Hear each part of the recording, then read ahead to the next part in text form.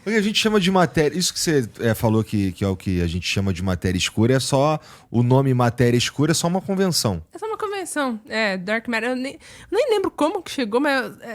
assim, mas foi meio que uma brincadeira. E aí virou... Astrônomo tem muito disso. Tipo, Black Hole também foi uma brincadeira. Buraco de minhoca também foi uma brincadeira. E aí acabou virando nome, sabe? Astrônomo é péssimo pra dar nome. É tipo os nomes do telescópio, tipo... Very Large Telescope, tipo, telescópio muito grande. Aí agora tem um extremamente... telescópio extremamente grande. Esse telescópio muito, tipo assim, ele... Entendi. Astrônomo não sabe dar nome pras coisas, sabe? Só vai. Mas assim. aí a gente tem o James Webb e tem você mencionou Vera Rubin. Vera Rubin, que tá pra... Se não me engano, ele já começou, assim, as primeiras observações, mas tá na parte de calibração ainda. Né? Já até saiu algumas imagens dele há algum tempo atrás. E, assim, o Vera Rubin, ele vai mapear o céu todo dia, basicamente. E, assim, ele vai ter informação sobre o céu. Então, assim, enquanto ele tá olhando pra noite, né? Então, assim, ele tá no Chile, se não me engano. E aí, ele vai mapear todo o céu, tipo, todo dia, gerando, assim, absurdos. Eu não lembro o número exato de quantos petabytes de dados vai gerar. Mas eu sei que o storage dele é tanto que é um problema. Tá tendo um problema os astrônomos para entender como que eles vão guardar tantos dados que o Vera Rubin vai resolver. E como o Vera Rubin ele vai mapear todo dia, você vai conseguir saber, tipo, acompanhar um evento, por exemplo, que, tipo, você não acompanharia, sabe? Um evento muito rápido, por exemplo. Então, o Vera Rubin, assim, ele é sensacional, assim. É um telescópio com um objetivo diferente do James Webb. Um objetivo diferente. O Vera Rubin é entender matéria escura, no caso. Por isso que o nome Vera Rubin, né? De matéria, que ela é a precursora, a mãe da matéria escura, que a gente chama. Então, ele é entender matéria escura e energia escura. Então, por isso que ele vai mapear todo dia, né, o céu para tentar entender essas pequenas diferenças e tentar encontrar alguma resposta. Já o James Webb, não. O James Webb, a ideia dele era sempre observar o início do universo e atmosferas de exoplanetas, né? Então, ele tinha essas missões quando ele foi lançado. Exoplaneta é um planeta que poderia ter alguma semelhanças com a Terra. Não só com a Terra, seria... Então, acredita que tem um BO nisso? É mesmo? Tem um BO nisso, porque assim... Teve a convenção de 2006 que Plutão deixou de ser planeta, lembra? Que aí virou as três categorias. O que é um planeta, né? Tem que seguir 3 categorias. Primeiro, orbitar o Sol. Necessariamente precisa orbitar o Sol. Segundo, ser esférico. Então, ele precisa ter gravidade suficiente... Então, a Terra já tá fora. Né? Não, a Terra continua dentro. O terceiro é limpar a órbita. E quando a gente diz limpar a órbita, é que na órbita dele, ele tem que ser o objeto dominante. Por exemplo, a Terra tem a Lua, só que ainda assim a Lua meio que cede para a gravidade da Terra, né? Então a Terra limpou a órbita dela e a Terra é um planeta. Mercúrio, ele é pequeno. Inclusive, se não me engano, ele é quase o tamanho de Marte, assim, de Plutão. Só que qual a diferença dele para Plutão? Ele conseguiu limpar a órbita dele, Plutão não conseguiu limpar a órbita dele. Tem essas diferenças, né? Esse Mercúrio acho que é menor do que a Lua, se não me engano. Alguma coisa assim. Então, mas tem essa diferença. E aí, tem essas 3. Ok, beleza, essa definição de planeta. Só que e um planeta fora do sistema solar não corresponde a orbitar o Sol. É verdade. Como que você define isso? E exoplaneta não é uma definição, tipo, oficial. E aí agora tem astrônomos entrando com pedido, né, pra IAU, né, ter outra convenção para modificarem novamente a definição de planeta, para introduzirem exoplanetas como planetas também. A gente foi meio babaca nessa daí, né? Então, mas é que na época a gente não tinha muita observação de exoplaneta, né? Então, assim, não, mas tá bom, mas só pode ser planeta se estiver em volta do Sol, não é estrela. Do Sol. Podia ser estrela, podia mudar pra estrela, né? Mas é que tem um buraco negro também, né? Aí tem mas aí, não, tem que tirar essa aí. Mas eles estão entrando com um pedido pra mudar isso aí, já tem alguns astrônomos entrando com um pedido pra mudar pra exoplanetas serem oficialmente planetas. Mas tem essa, mas exoplaneta são planetas que estão fora do sistema solar. Tá, não necessariamente planetas que poderiam abrigar a vida como a gente conhece. Não, essas geralmente a gente chama de Terra 2.0. Tá. Né? Mas pode ser planetas como Júpiter. A maioria que a gente encontra é tipo Júpiter. A maioria é gigantes gasosos.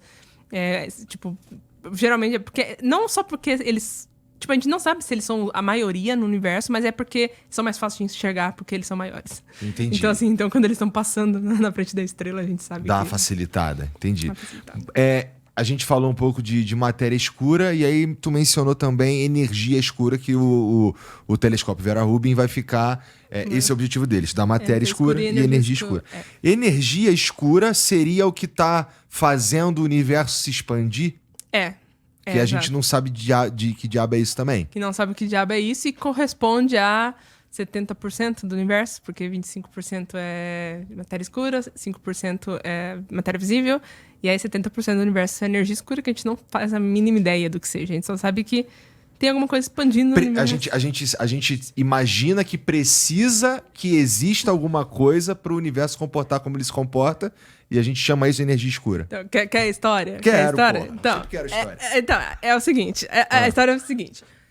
Einstein, como sempre, Einstein está sempre na cena do crime, assim. Ele sempre está na cena do crime. Quando é que a gente vai ter um outro gênio que nem o Einstein, cara? Cara, eu acho que a gente tem, tipo, Kip Thorne. Tá. Eu sou da opinião que a gente já tem. Legal. Ele só não tem tanta evidência quanto o Einstein tem. Mas... Vamos ter que esperar ele morrer, né? Porque é isso que acontece. Veramente é o que acontece, né? Tipo... Mas, assim, vivo é o Kip Thorne, sabe? Tipo, ele é muito foda no que... Tipo, ele é o cara das ondas gravitacionais, né? O prêmio Nobel dele é das ondas gravitacionais. Então, assim, imagina, o cara tava prevendo uma coisa que ele nem sabia que existia. Cara, isso aqui parece muito interessante mesmo.